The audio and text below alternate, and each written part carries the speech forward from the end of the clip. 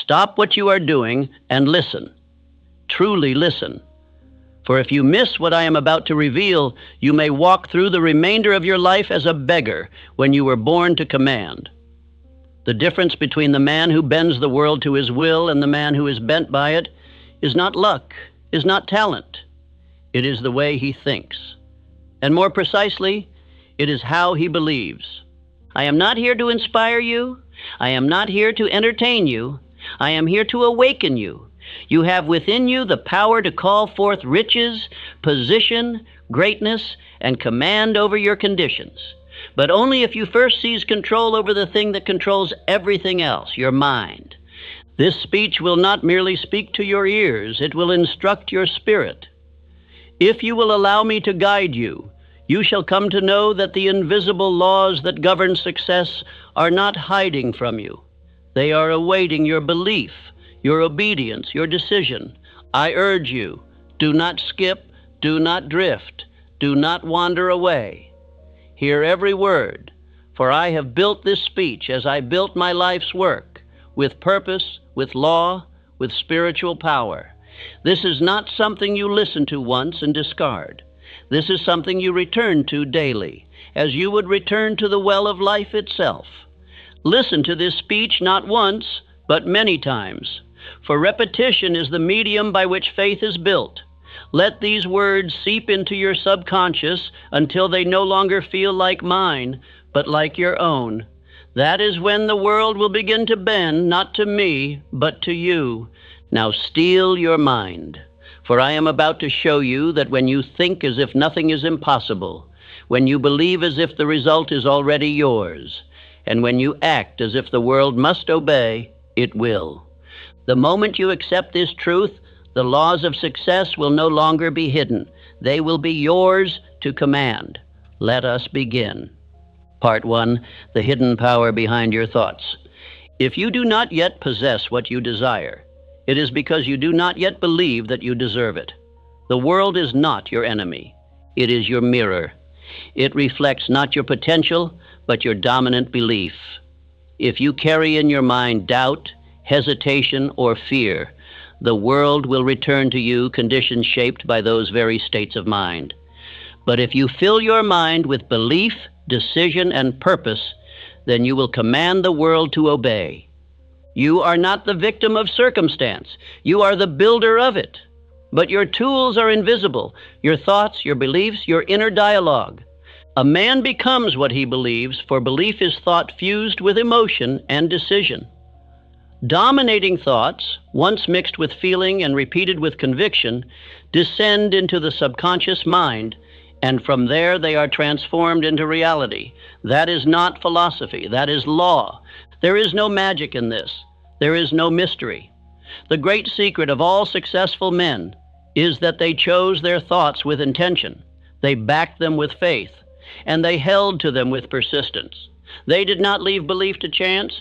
They made belief a discipline. When I tell you that the world bends to the man who acts as if nothing is impossible, I do not mean fantasy. I mean accurate thinking applied to definite purpose through the law of belief. You may work 12 hours a day. You may toil and struggle and sacrifice. But if your thoughts are vague, if your belief is weak, then your results will betray you. For the subconscious does not respond to effort. It responds to conviction. It responds to what you believe is already yours. That is why belief, when backed by definiteness, is more powerful than work alone. Work without belief is wasted energy.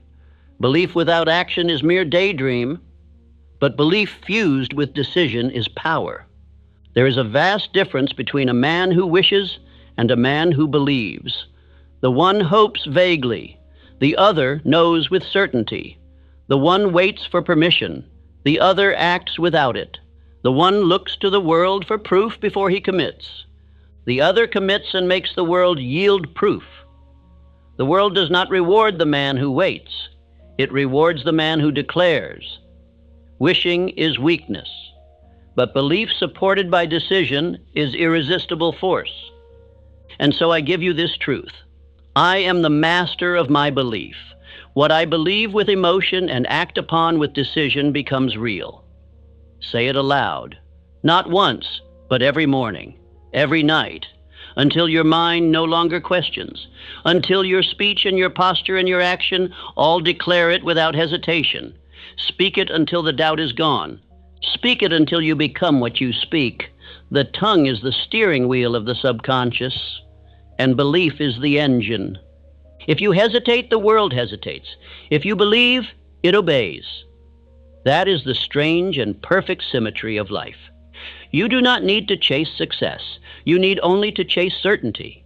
When your inner belief becomes definite, your outer world becomes obedient. Men do not win by chance. They win by internal cause. And that cause is always, without exception, a belief they refuse to question. You must now dismantle the resistance within you. Every excuse, every hesitation, every fear that says it may not work for me is a lie you accepted from the world. You were not born with that doubt. It was given to you by voices who gave up on their own power. Now is the hour to reject it. Tear it from your mind as you would tear weeds from your garden.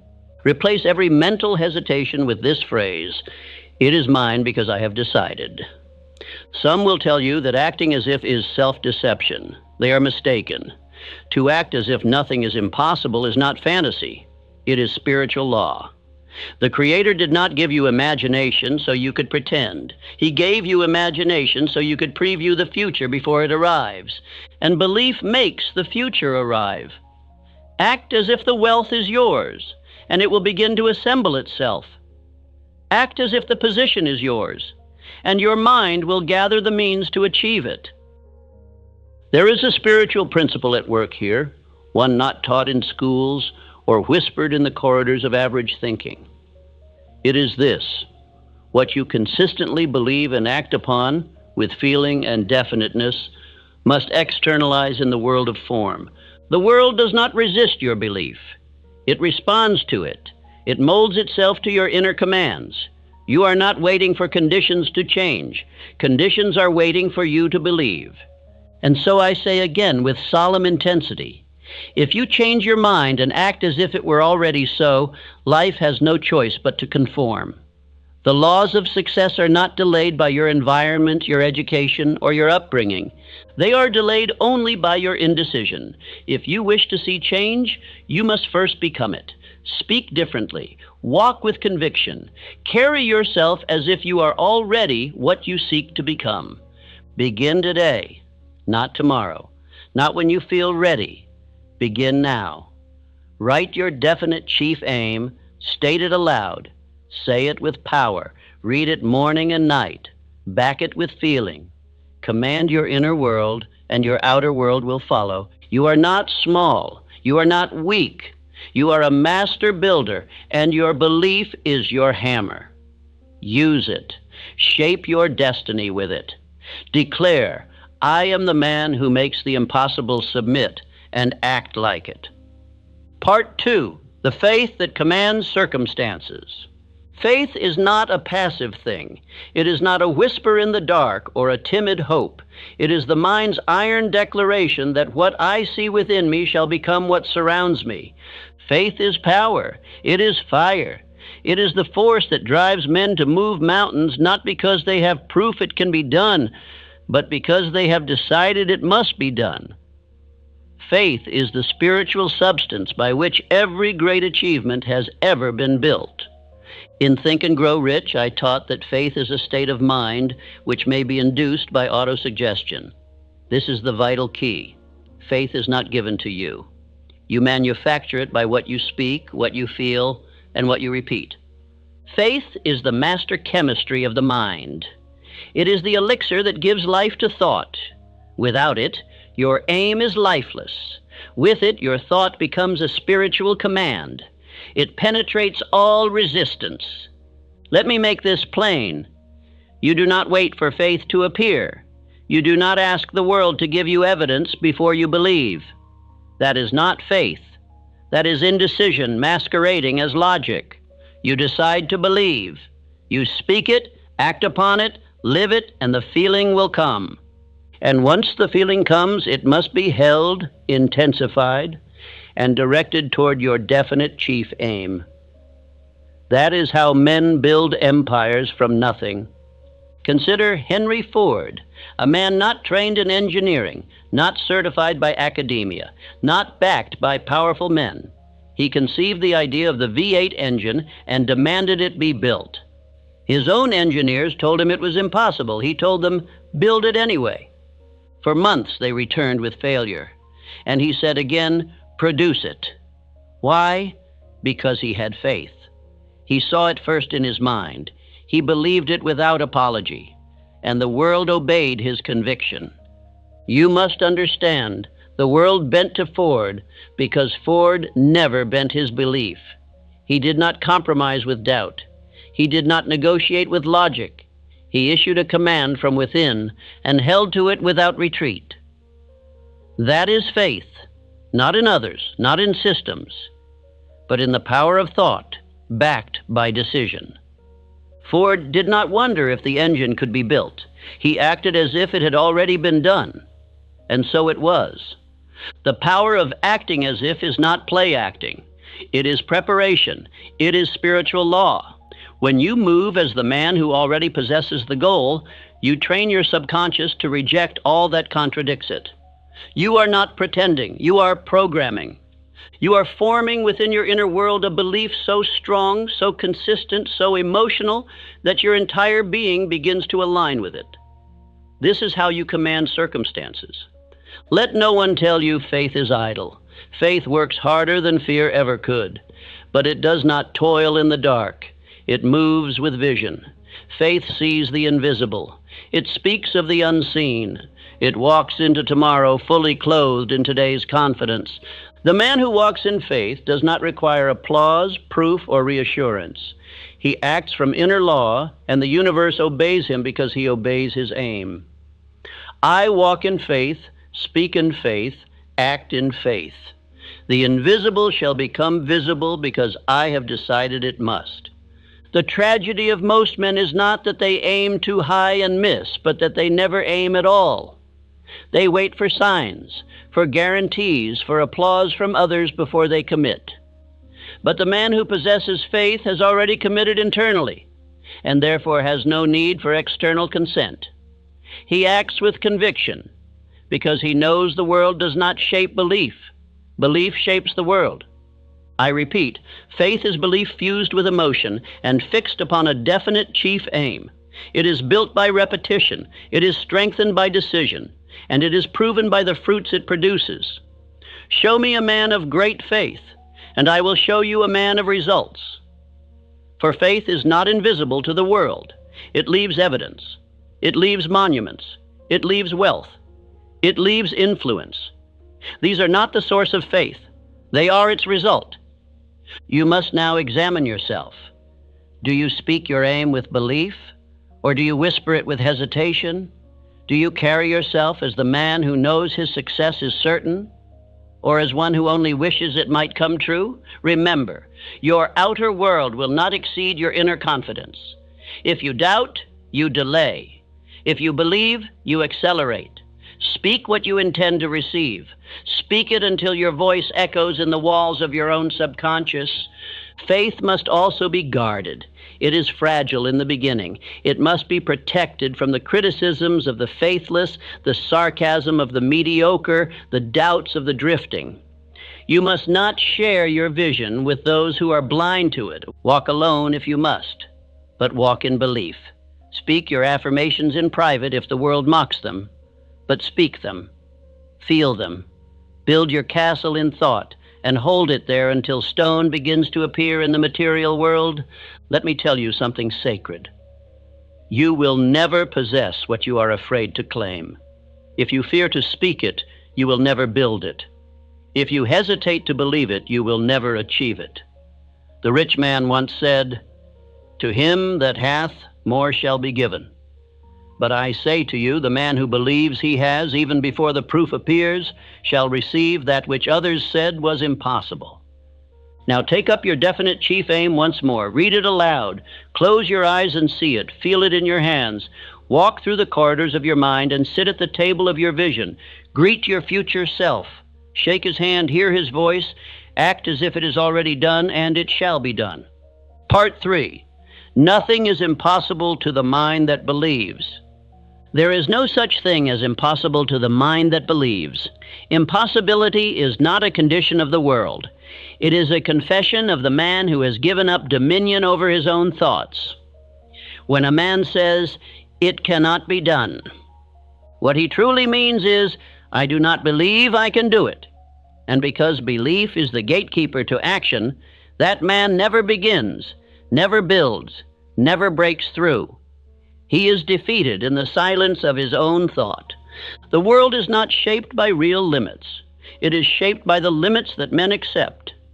And these are not laws. They are lies, inherited from the failures of other men who pass their doubts forward as if they were truth.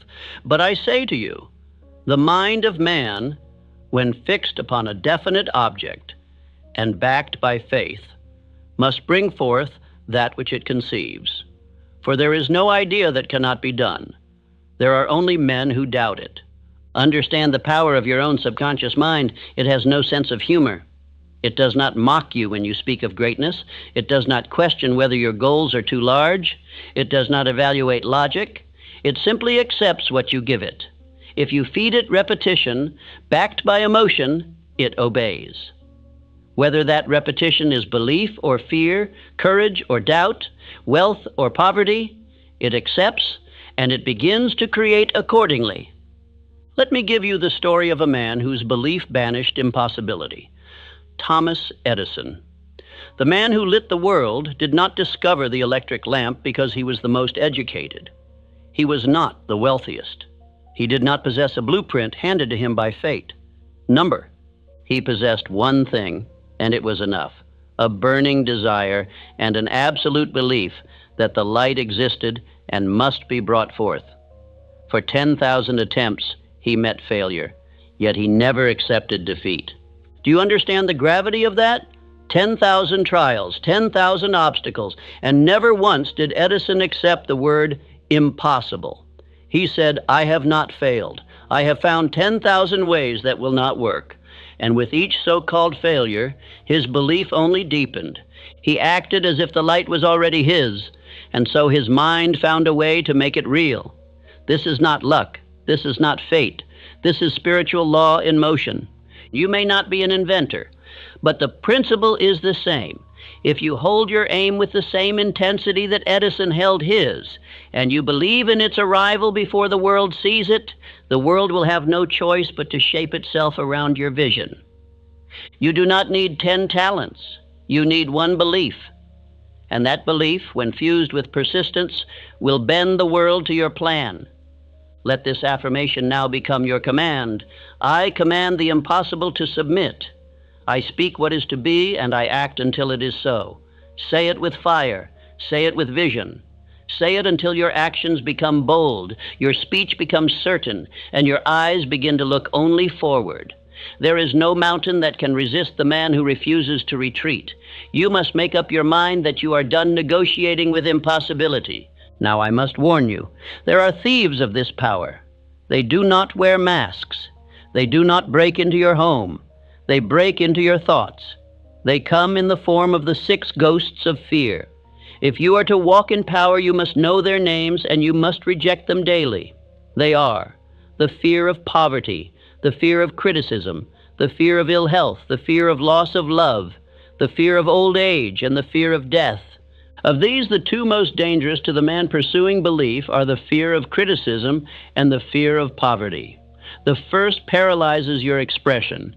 It causes you to hesitate before speaking your truth. The second imprisons your imagination. It causes you to believe you must stay small to survive. But let me make this plain. If you entertain these fears, even for a moment, you interrupt the current of faith. You cast doubt into the garden of your mind. If you wish to walk in belief, you must guard your inner world. No seed of doubt must be allowed to grow. You must watch your thoughts as a soldier watches the gate. You must speak only that which reinforces your power. For the subconscious listens. It listens always. It hears your casual words. It hears your jokes. It hears your complaints. And whatever you repeat, it accepts. So you must speak with intention. You must declare the impossible as inevitable. Do not say, I hope. Do not say, I wish. Say, I am. Say, it is done. Say, this is mine. And act in accordance. Dress as if. Move as if. Spend your time as if. Believe as if. Not because the evidence is there, but because you are planting the evidence. Because you are laying down spiritual cause before the physical effect has time to appear. This is how a man who believes lives. He does not wait. He creates. You may have been told you need more experience. You may have been told you are too late, too early, too poor, too unqualified. But the man who believes does not consult those opinions. He does not measure his power by the standards of the world. He measures it by the laws of thought, which obey belief and persistency, not pedigree. You are not what others say you are. You are what you decide to believe and what you consistently prove through action. Remember, failure is not final unless you believe it is real. The difference between the successful man and the defeated one is often not resources, not skill, not luck, but whether he accepted failure or simply reclassified it as another step. Every delay is a test of belief. Every obstacle is an invitation to double your faith. If you do not turn back, you will reach the result. For the world has no defense against a man who never quits. So go now. Face your doubts. Banish them. Replace them with declarations of belief. Look at your vision with new eyes and refuse to blink. Refuse to shrink. Refuse to second guess. Say aloud, nothing is impossible to me, for I believe without retreat, and I act without fear, and act now. Part 4, the mental ritual that changes reality. You do not attract what you want. You attract what you are prepared to receive. And preparation does not begin in your environment. It begins in your thoughts. The man who waits for circumstances to change before he changes his behavior will always be waiting. But the man who changes himself first, who acts as if the future has already arrived, commands conditions to obey his example. This is the principle. Act as if it were already done, and it shall be. You must conduct yourself in thought, speech, and movement, like the man who already possesses the result. This is not deception. This is creation. Every man who ever achieved greatness walked before the world noticed him, thinking, believing, speaking, as if his name was already carved into history. It was not the world that crowned him. It was his conviction that demanded the crown. The mind is a creature of habit, and the subconscious mind, being without will of its own, follows the habits you assign to it. If you act as the poor man, it will deliver you poverty. If you act as the victim, it will create more injustice to support that identity. But if you act as the leader, the producer, the master of your fate, then your subconscious will begin to attract the ideas, the people, and the circumstances that match that image. And so I say to you, write your definite chief aim. Write it as if it is already complete. Do not say, I hope to become, say, I am. Do not write, I wish to have. Write, I now possess. Make your words bold, definite, unshakable. Then take that statement and read it aloud twice each day, once in the morning, once in the evening. Read it with emotion, read it with vision, read it until you believe it, and then read it more. You must see yourself already in possession of the result. That vision must live in your imagination. Not once, not when you feel inspired, but as a daily mental ritual. This is the act of training your subconscious to accept a new identity. Your old self, the one filled with doubt and delay, must be evicted. And your new self, the one who commands the impossible, must be invited in with every repetition of belief. Now understand, this ritual is not merely about reading words. It is about becoming the man described in those words. You must walk into your day as that man. You must speak to others with his posture. You must carry his tone, his rhythm, his spirit. When you speak of your aim, do so as if you are unveiling it, not requesting permission for it to exist. Act as if the ink on your destiny has already dried. Let me give you a living example. Andrew Carnegie. He did not build steel by force. He built it by belief. He did not wait for others to prove themselves before treating them as leaders. He treated every associate as if they were already great men. And by doing so, they rose to match the image he held of them. This is the silent law. When you act as if something is true long enough, it must become true. The ritual of morning and evening suggestion is no idle superstition. It is the furnace in which identity is reforged. If you rise each morning and immediately read your aim aloud with clarity and feeling, you set the tone for your day. If you speak it each night before retiring, you hand your subconscious a command to work upon while you sleep. Over time, this rhythm becomes your inner music, and it will override all previous noise. Now let us make this declaration. I conduct myself in thought, speech, and action as if I already possess the result I seek. Say it with finality. Do not whisper it. Own it. For what you declare repeatedly becomes law in the land of the subconscious. And once that law is written, the machinery of your mind begins to move in its service. Ideas emerge, energy increases, coincidences appear. Why? Because you have changed your vibration of identity. And let me be clear, this transformation does not require the approval of others. You do not need applause to act as if you are powerful. You do not need titles to behave with authority. You do not need wealth to speak like a builder of fortunes. These things come after the behavior, not before. Your actions must lead. Your emotions must follow. And the world must then respond. Let us speak of behavior. The man who acts as if he is defeated carries slouched shoulders, avoids eye contact, speaks in uncertain tones, and hides from challenge. The man who acts as if he is victorious stands tall, meets eyes directly, speaks with calm command, and walks toward the struggle with eagerness. These are not random traits. They are reflections of belief. You must choose which version of yourself you will breathe into being. But what if doubt remains? What if fear clings? Then act anyway. For action, repeated, will strangle doubt. There is no greater antidote to uncertainty than motion. You cannot wait to feel confident before you behave with conviction.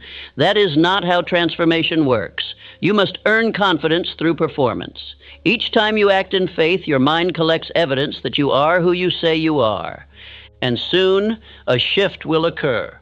A new identity will emerge. One that no longer plays small.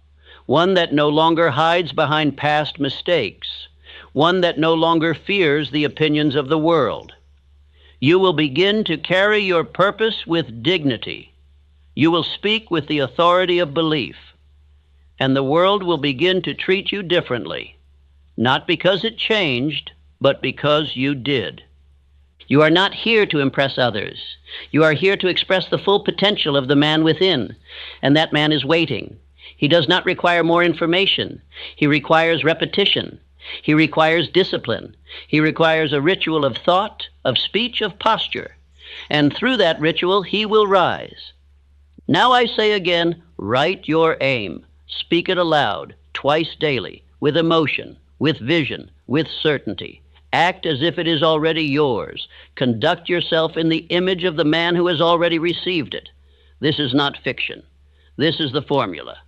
Thousands have used it. You shall now be counted among them.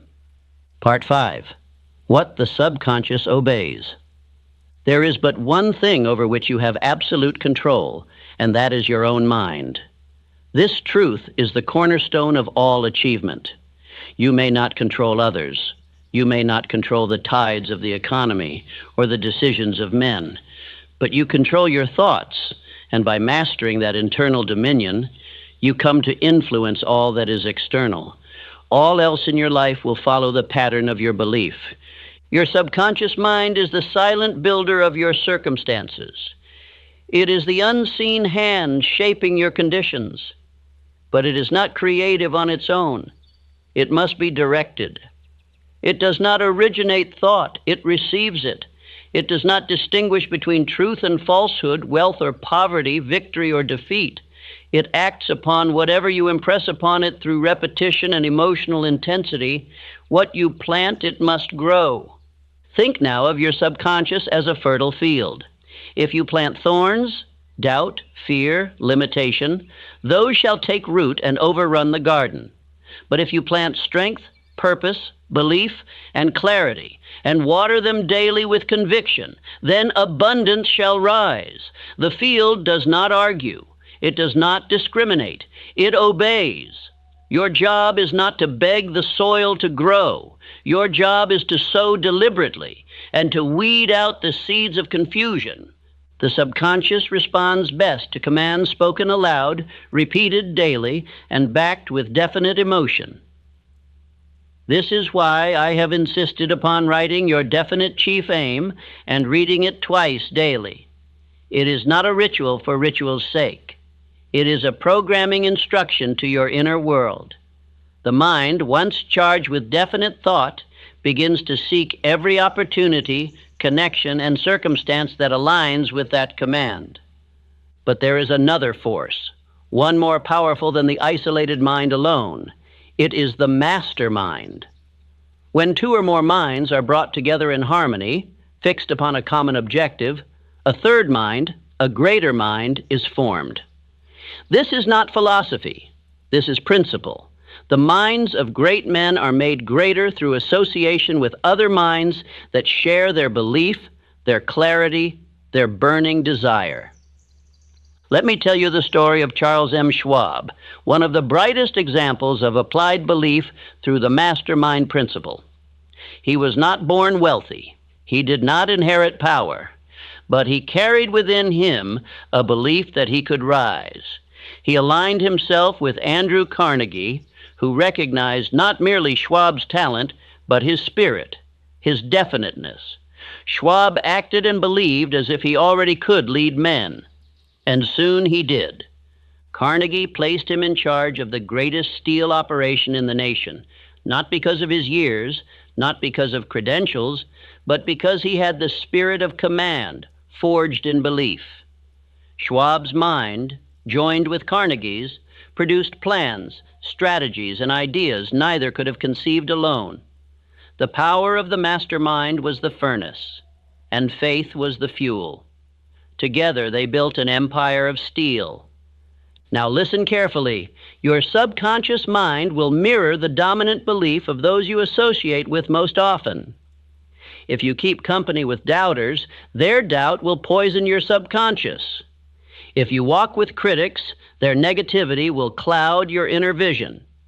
But if you form a mastermind alliance with those who believe, those who affirm, those who pursue with purpose, then your belief will multiply. You must therefore choose your influences as a king chooses his counsel. Let no man or woman into your inner circle who does not support your vision. Let no conversation enter your ears that weakens your conviction. Let no habitual voice dwell near your subconscious if it does not speak of growth, power, and purpose. You are the gatekeeper. You must guard your mind as the treasury of your destiny. Repeat this affirmation aloud. My subconscious receives only commands of power, purpose, and triumph. It obeys my dominant desire. Say it in the morning. Say it in the evening. Say it when doubt knocks, and when delay tempts you to slow down. Your subconscious listens, it always listens, and the voice it hears the most, it obeys the fastest. Now let us make this practical. If you do not yet have a mastermind alliance, form one. Find one man, one woman who believes as you do. Meet regularly. Speak only of victory. Review your aims. Share your affirmations. Eliminate idle speech, weak talk, and fear-driven thoughts. Let your meetings be focused, definite, and high-minded. For in such alliance, you do not merely increase your intellect, you multiply your influence. And if you cannot find such men or women, then walk with the minds of those who left their thoughts in books. Read the words of great builders, bold leaders, visionaries. Let their ideas become your silent counsel until you stand strong enough to gather the living around you. You are never alone if you walk with powerful thought. Remember this law: the subconscious mind does not create, it responds.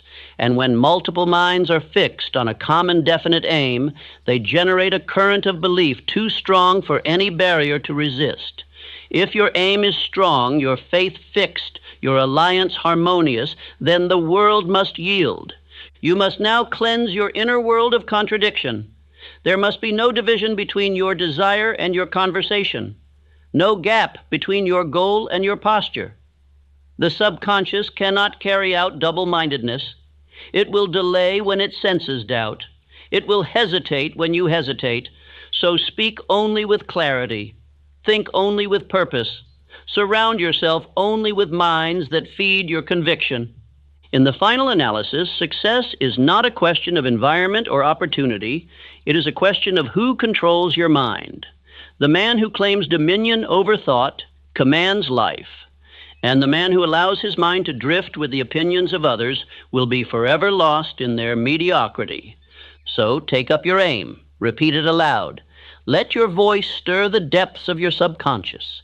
Align yourself with those who reinforce your belief.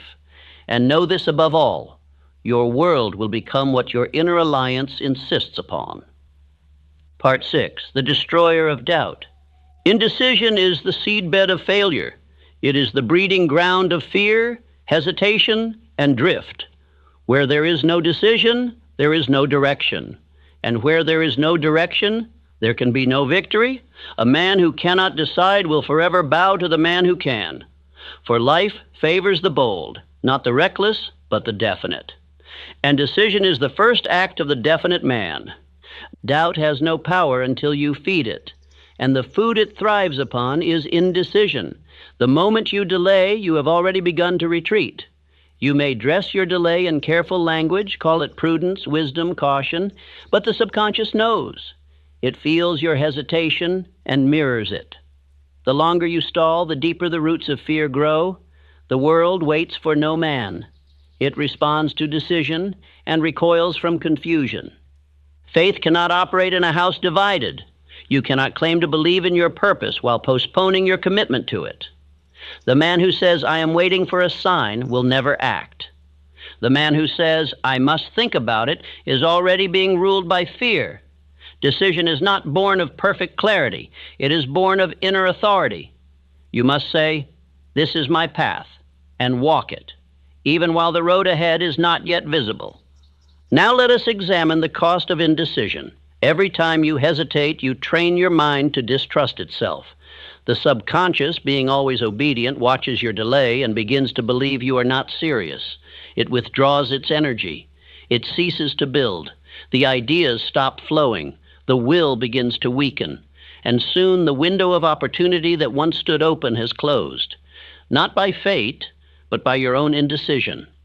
Contrast this with the power of decision. When you decide, your energy returns. Your mind sharpens. The world shifts. You begin to notice the tools, the allies, the chances you missed while doubting. Life rewards the man who has made up his mind. For nature herself does not permit waste, and no greater waste exists than a mind divided against itself. Let us look to the example of Abraham Lincoln, a man of deep inner struggle, uncertainty, and criticism.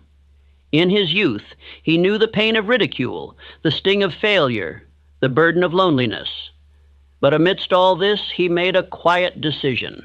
He would leave a mark upon the world. That decision, once made, governed his every step. He was not perfect. He did not always see the way clearly, but he had decided, and that decision gave birth to one of the greatest destinies in history. It was not Lincoln's eloquence alone that gave him power. It was his moral conviction, his inner decision that right must be done, and that he would bear the weight of doing it. When others doubted, he remained fixed. When the Union trembled, he stood steady. Decision makes a man immovable, not because the winds do not blow, but because he is rooted in belief. This is your call now. You must cease wandering between possibilities. Choose your aim. Fix it. Commit. You do not need perfect plans before you begin. You need only the will to begin. The plans will unfold as you move. The doors will open as you walk, but the world will not kneel to the man who has not stood for himself. Let this be your affirmation. I decide. I act. I believe. I do not waver. And the world follows the man who does not flinch. Speak it when you feel unsure. Speak it when fear whispers. Speak it until your heart believes it and your steps embody it. There is a power in the man who has made up his mind, and that power calls forth everything required to fulfill the decision. I remind you, the greatest enemy of progress is not failure, it is doubt. Failure teaches, failure refines, but doubt paralyzes. It leaves you cold and motionless, staring at the door, but never turning the handle. You must choose now. Will you be a man of waiting or a man of movement? Will you live according to your vision or according to your fears? When you look upon your definite chief aim, do not entertain questions. Do not wonder if you are worthy. You are. Do not ask if it is possible. It is. The only question that matters is, will you decide to pursue it with everything you have? That is all. And once you answer that question with certainty, every other question fades. Understand this law. Decision burns bridges. It removes retreat. The man who succeeds does so because he has eliminated the possibility of turning back. When the mind knows there is no escape, it summons strength previously unknown. You have more power in you than you have used, but that power will not awaken while you are still choosing.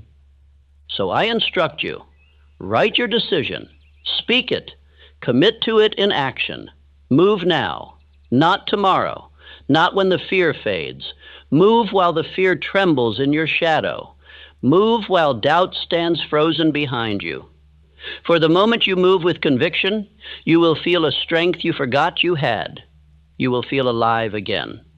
And the world will see it. They will see a man who has made up his mind. They will sense the fire behind your eyes, the certainty in your step, the resonance in your voice, and they will follow. For men follow clarity. They follow decisiveness. They follow those who know where they are going. You are such a man if you decide to be. You need no permission, no validation, only the will to speak, to move, to persist. You are the master, and doubt is the servant that must be dismissed. Let us go on. Part 7, what stops the faithful? Fear is not real. It is not substance. It is not solid. It is mist, vapor, smoke of the mind. But it becomes a wall to the man who believes it, and it becomes a prison to the man who obeys it. Fear has no power unless you grant it with your attention, your imagination, your indecision. And yet, fear has kept more men poor, small, and silent than poverty, failure, or death ever could. I tell you plainly, fear is the devil's greatest tool. It causes drifting. It clouds clarity. It poisons vision. In outwitting the devil, I revealed what I learned in my study of thousands of men, those who failed, those who succeeded.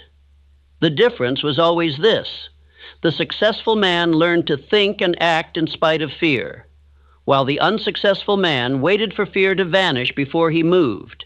And fear does not vanish. It must be defied. There are 6 ghosts of fear, and if you do not name them, they shall live in you without your knowledge. First, the fear of poverty. Second, the fear of criticism. Third, the fear of ill health. Fourth, the fear of loss of love. Fifth, the fear of old age. Sixth, the fear of death. These 6, when left unchallenged, rule over man like unseen masters. But when exposed, when named, when rejected, they dissolve. Let us speak first of the fear of criticism, for it is the most subtle and most deadly to ambition. It causes men to lower their voices, to soften their declarations, to delay their aims. A man who fears what others will say can never fully speak his vision. He walks in the shadows of other men's opinions. He becomes small, not because the world made him so, but because he surrendered his voice. I say to you, you must not fear to be misunderstood. You must not fear to be doubted. You must not fear to be alone in your vision. Every great leader, every builder, every innovator, every man of faith walked through the valley of criticism before reaching the mountain of success. The world does not cheer the man at the start. It doubts him, it mocks him, it resists him. But if he persists, the world will one day stand in awe of what he has built. Now let us turn to the fear of poverty, the most common and the most crippling. This fear paralyzes initiative. It whispers, "What if you fail?" It tells the man to play it safe, to wait, to preserve instead of pursue. But wealth does not come to the cautious. It comes to the bold. The man who fears poverty shall always serve the man who fears nothing. For faith and fear do not dwell in the same house. Let us look to the example of John D. Rockefeller. He was not born into riches. He was born into hardship, uncertainty, and struggle. But he decided early that he would master his world. He was called reckless, dangerous, mad. He invested when others retreated. He bought when others sold. He moved forward when others froze. He did not fear loss because he believed in gain. And the world, once confused by his conviction, came to admire it. You must train yourself to move in the face of fear. You must feel it rise and act anyway. You must hear its voice and speak louder. Fear is not your master unless you kneel to it. But when you stand, when you move, when you refuse to bow, fear has no choice but to flee. It cannot hold its ground against faith in motion. Action is the fire that burns fear away. Let us now make this declaration together. I do not shrink. I do not stall. I am immune to fear, for I am acting under a definite chief aim. Say it with your chest lifted. Say it while your hands tremble. Say it until they no longer do. Courage is not the absence of fear.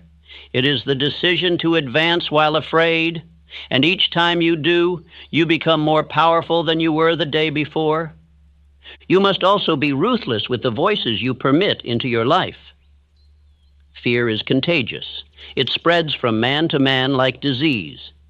If you walk with cowards, you will begin to speak their language. If you confide in doubters, you will begin to hear their warnings in your own mind. But if you surround yourself with the brave, with the builders, with those who believe, then fear will have no air in which to breathe. There will come moments, nights, mornings, long hours, when fear will attempt to return. It will whisper of failure, shame, or rejection. In those moments, you must respond not with silence, but with affirmation. Speak aloud your aim. Recall your victories. Act with small steps if you must, but act. Do not sit still, for fear thrives in stillness, but it flees from motion. You must now decide who rules your house, the voice of fear or the voice of faith. You cannot serve both. One must be exiled. One must be dethroned. And this is done not once, but daily. Every day is a battlefield, every thought a weapon. And if you do not command your mind, something else will. Do not let fear rob you of your inheritance. You were born with the power to believe. You were born with the ability to decide. You were born with the right to act. These are divine gifts. Use them. And when fear returns, remind it. I have chosen to walk in faith. I have chosen to move forward. I have chosen to live by purpose, not by panic. You are not alone in this. Every man who ever triumphed stood in your place. They all felt the cold breath of fear, but they walked anyway. They believed anyway. And by doing so, they became the giants of their time. You are not different. You are not smaller. You are simply waiting for your own command. Give it now. Declare, I walk in power. I walk in clarity. I walk through fear and leave it behind me. And begin again. Begin strong. Begin without apology. Begin with decision. Let us proceed. Part 8. Speak and walk as the person you demand to become. Your thoughts are commands. Your words are blueprints. Your movements are decrees. Every act of speech, posture, and action sends a signal, not only to the world, but to your own subconscious, affirming who you are becoming. And that identity, once planted, must bear fruit. The world does not respond to what you want. It responds to who you are being. So I ask you now, who are you commanding yourself to become? If you still speak as the man who doubts, the man who delays, the man who waits for permission, then no matter what goals you write, your life will mirror that identity. But if you now speak with certainty, walk with authority, and carry the bearing of one who already possesses the outcome, then life begins to conform to the shape of your belief. Identity is not discovered. It is declared and repeated into existence. Every morning you rise, you are given the opportunity to assume the role. Not the role of who you were yesterday, but the role of who you are deciding to be. You must now speak only the language of the man who has achieved. You must move like him, think like him, rise like him, and work like him. The inner becomes the outer. The imagined becomes the manifested. The assumed becomes the actual. There is a law for this. I called it cosmic habit force. It is the unseen power that takes repeated thoughts and actions and molds them into habits, into destiny. The man who acts as if he is powerful, even when he is uncertain, begins to become powerful. Not because he fakes strength, but because he practices it into permanence. This law does not discriminate. It works for weakness or for strength. Your rituals decide which. This is why you must no longer wait for circumstances to confirm your identity. You must lead them. Speak not as a man who is trying. Speak as a man who has arrived. Do not say, I will become. Say, I am. Do not ask for permission. Give yourself the order. For your subconscious does not question. It obeys. And when you begin to speak, walk, and move as your future self, your mind cannot distinguish the difference, so it builds accordingly. Let me show you an example of this principle in action. Woodrow Wilson, a man once hidden in the shadows of academia, unknown to the world stage. But within him burned a vision, not of who he was, but of who he must become. He began to act, to speak, and to lead as though he were destined for the highest post in the land. And though he began in obscurity, his identity governed his journey. He became president not because he was chosen, but because he chose himself first. This is your great lesson. The world believes in the man who first believes in himself.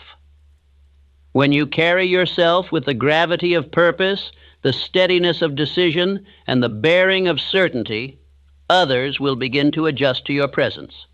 Doors will open. Eyes will turn. Opportunities will appear. But these are not causes, they are effects. The cause is always identity. The cause is always belief acted upon. So I say to you now, write your identity. As you would write your chief aim, write the traits, the conduct, the spirit of the man you are becoming. Describe his speech, his courage, his self-control, his decisiveness, and begin without delay to embody him today, in small steps, in large declarations, in silent practices. And let that new version of you become so familiar that the old self fades into history. Repeat this final affirmation. I am what I have decided to become. I act as if nothing is impossible, because nothing is when I believe. Say it until your voice carries it with ease. Say it until your shoulders rise with strength. Say it until your habits begin to match your words. For the world will not believe it until you do. But once you do, there is no force that can deny you. You are not what others think you are. You are not your past failures. You are not your doubts. You are not your setbacks. You are a being of thought, faith, and will. You are capable of transforming your world by transforming your identity. And you do so not by waiting, but by deciding, by repeating, by acting every hour, every day.